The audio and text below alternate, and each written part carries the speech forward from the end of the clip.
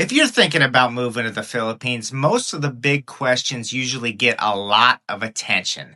Things like cost of living, visas, housing, or healthcare. But in my experience, those aren't usually what end up being the hardest parts. What really catches people off guard are the small daily life adjustments, the things you don't think about until you're living here every single day. In this video, I want to walk through some of the biggest daily life changes that people tend to underestimate before they move and why these details matter more than most people expect.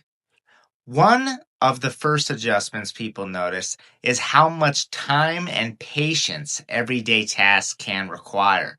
Simple things that feel automatic in the US or other Western countries, errands, appointments, paperwork, often move at a slower pace. That's just the way it is. This isn't necessarily good or bad, but it is different. It's something you'll have to adjust to.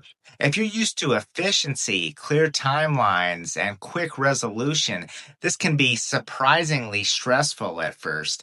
People often say, I knew things would be slower, but knowing intellectually is very different from actually experiencing it daily. Another underestimated adjustment is noise and activity levels. In many areas, daily life is louder and more communal. You may hear music, karaoke, traffic, neighbors, construction, or street activity at times that feels unusual if you're coming from a quieter environment. Things like dogs barking as well. Some people find this energizing, others find it draining. The important thing is recognizing that this isn't something you solve. It's something that you must adapt to or decide that you don't want to adapt to. A third daily adjustment people don't expect is how infrastructure differences show up in small ways. Internet reliability, power interruptions, water pressure, or maintenance delays may not be constant problems, but they happen often enough that they become part of daily thinking. For some people, this is manageable. For others, it creates ongoing low level stress they didn't anticipate. These aren't deal breakers on their own, but they add up over time.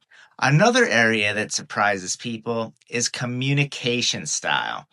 The Philippines is generally polite and confrontational, which is great and which many people appreciate. But that can also mean indirect answers, hesitation to say no, or situations where clarity takes longer to arrive. People who are used to very direct communication sometimes feel confused or frustrated until they learn how to talk to people and read context instead of just words. There's also an adjustment around personal boundaries and expectations. Social interactions can feel more frequent and more personal. Some people may ask you very personal questions, and those questions may feel intrusive by Western standards without any negative intent.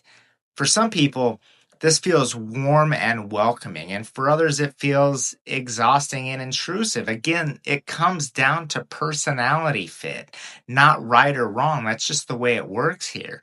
One of the most underestimated changes is how routine feels different as well. Daily life may be less predictable.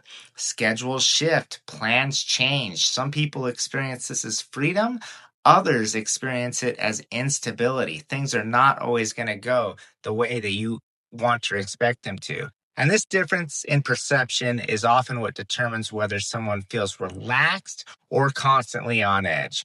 And finally, people often underestimate how much mental energy it takes to live in a new system long term. Even when things are going well, you're still making more decisions, translating more context, and adapting more often than you would at home.